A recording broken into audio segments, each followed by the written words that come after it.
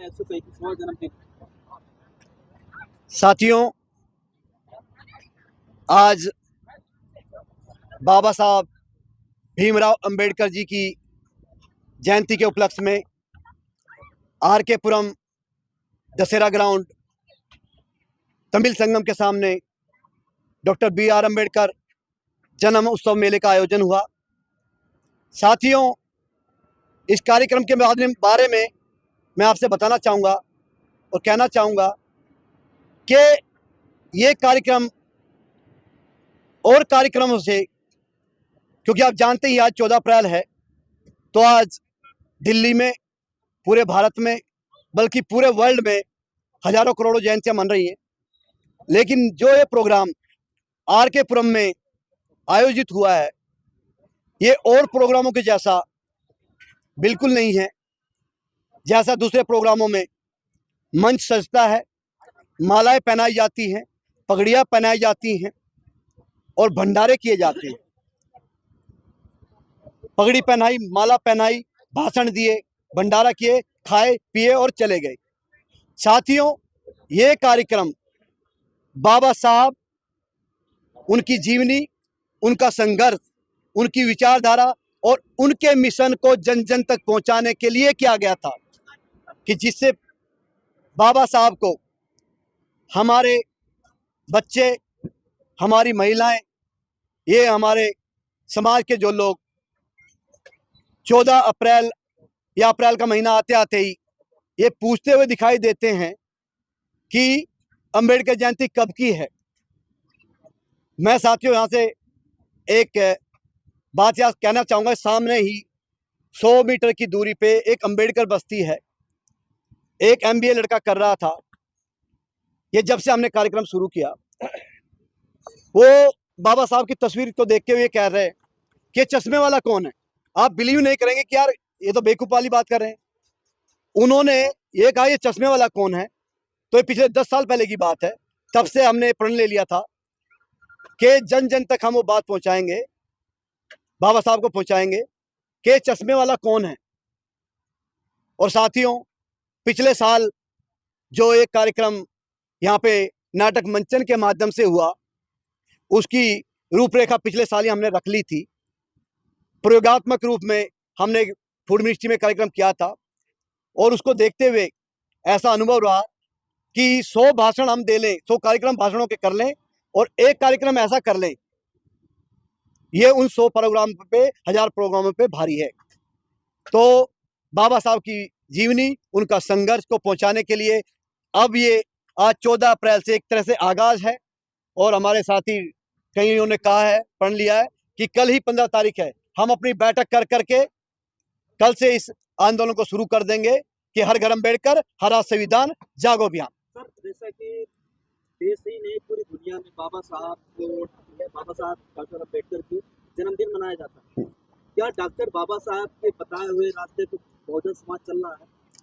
साथियों, मुझे बड़े दुख के साथ में कहना पड़ रहा है कि बाबा साहब ने एक बात कही थी कि अगर मेरे कारवां को आप आगे नहीं बढ़ा सके तो पीछे मत जाने देना।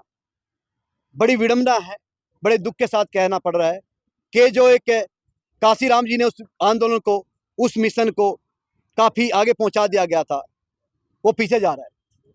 अब हमें जिम्मेदारी लेनी है, समाज के एक एक व्यक्ति को, एक एक युवा को, एक एक महिलाओं को, एक एक बच्चे को, कि जो बाबा साहब ने बात कही थी, सर, बाबा साहब उसको आगे बढ़ाना है। बाबा साहब पाखंडवाद के खिलाफ थे। कहीं ना कहीं आज दलित जो सबसे ज्यादा पाखंडवाद को उस पर क्या कहेंगे? उस पर मेरा ये कहना है कि जो पाखंडवाद की खारें हैं, उनका प्रचार तंत्र बहुत बड़ा है। उनके पास में सारी की सारी सुविधाएं हैं और वो अपनी बात को पहुंचाने में सक्षम है, कई कई प्रकार से जागरण करके, साई संध्याएं करके, भंडारे करके। लेकिन हमारे पास में वो सुविधाएं नहीं है, इसलिए उनकी बात ज़्यादा जारी है। लेकिन जो हमारे सिपाही बाबा साहब विचारधारा के हैं, वो लगे हुए हैं, अलग अलग संगठनों के लोग लगे हुए हैं। और ऐसी बात नहीं कि वो जो पाखंडवाद है अंधविश्वास है उसको कहीं ना कहीं मिटाने में जो है कामयाब भी हो रहे हैं। वो आप इसका परिणाम देख सकते हैं। अच्छा, एक और तो 14 अप्रैल की बात हुई, कल 15 अप्रैल आज सब माता के मंदिरों को घंटे बजा रहे हैं। आपकी बात बिल्कुल सही है, वो घंटे बजाएंगे, लेकिन मेरा व्यक्तिगत अनुभव भी है कि जो घंटे बजा रहे थे, जो कावड़े ले जा रहे थे, जो कावड़ों का खुद आयोजन कर रहे थे, उसमें मेरा अनुभव रहा है कि आज उन्हें समय लगता है, एक दिन में नहीं, 2 दिन में नहीं। क्योंकि एक बात कही है ना कि एक झूठ को आप ना 100 बार बोल दो ना, वो सच हो जाता है। साथियों, हम तो पैदा होते ही एक झूठ को 100 बार नहीं, 1000 बार नहीं, लाखों बार नहीं, सुबह उठते शाम तक करोड़ों बार सुनते आए हैं। तो उस झूठ को खत्म करने के लिए जो है ना, हमें कम से कम 1000 बार नहीं तो 100 बार कोशिश करेंगे ना, उसमें आप कामयाब होंगे और पखंडवाद खत्म होगा। आपने कहा समय लगता है, तो समय इस आधार पर आप समय की बात करें, 70 साल तो हो गया बाबा साहब को, कितना समय और चाहिए भविष्य को मंदिरों से बाहर निकल कर बाबा साहब की विचारधारा पर चलने?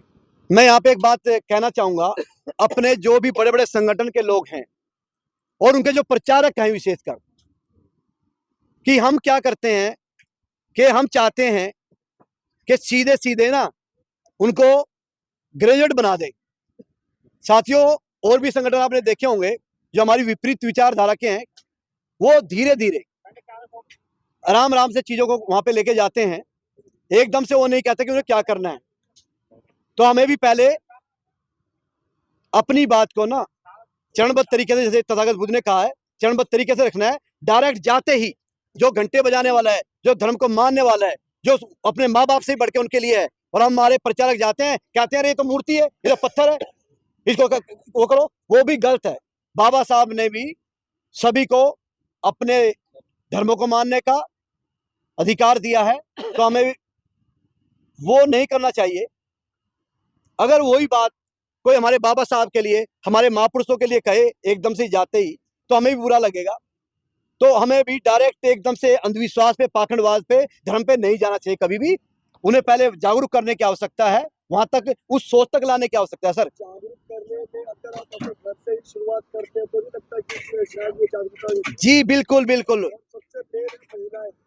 बिल्कुल सर, बिल्कुल ये बात 100% सही है कि बाबा साहब ने कहा था कि अगर आपको किसी समाज की उन्नति देखनी है तो उसकी महिलाओं की उन्नति और विकास से आप अंदाजा लगा सकते हैं कि उसका समाज कितना उन्नत है, कितना विकसित है। और दूसरा कि महिलाएं ही सबसे बड़ी प्रचारक होती हैं। अगर बाबा साहब का मिशन, विचारधारा महिलाओं तक जिस दिन पहुंच गई तो यह आंदोलन गति पकड़ लेगा, और जल्द से जल्द जो हमारा उद्देश्य है, अंधविश्वास और पाखंडवाद को, शिक्षा को, जागरूकता को हम पा पाए। सर, बाबा साहब अम्बेडकर के, बाबा साहब ने सभी पिछले समाज को आगे बढ़ाने के लिए आरक्षण दिए, लेकिन जो आरक्षण पा गए हैं, आरक्षण से उनको नौकरियां मिल गई, वो समाज बाबा साहब के संविधान खतरे में, संविधान खत्म कर दिया गया है, वो समाज निकल नहीं रहा है बाबा के संविधान को बचाने। सर, सबसे पहले तो मैं थोड़ा सा करेक्ट करना चाहूंगा आपको। अभी आपने नाटक देखा है, प्ले देखा है, पूना पैक्ट दिखाया सर, इसमें बाबा साहब ने कभी भी आरक्षण नहीं मांगा था। वो तो आरक्षण के विरोधी थे। उन्होंने प्रत्यक्ष निर्वाचन की बात कही थी, हक, अधिकार और सम्मान की बात कही थी, लेकिन गांधी जी ने पूना पैक्ट में जो है आरक्षण तो एक तरह से हमें दिया, जिसके पक्ष में नहीं थे बाबा साहब भी। और बात दूसरी जो है आपकी कि जो अंधविश्वास है वो एकदम से खत्म नहीं होगा सर, धीरे धीरे खत्म होगा। कुछ लोगों को रहना पड़ेगा। और आज का जो समय है, संविधान की जो बात कही, संविधान को ये जो अम्बेडकरवादी सिपाही बैठे हैं ना, आज भी नहीं आने देंगे।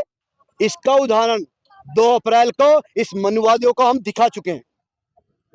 अगर ऐसा दोबारा हुआ तो ये जो घर घर में अम्बेडकरवादी बैठे हो ना, सड़क पे आ जाएंगे।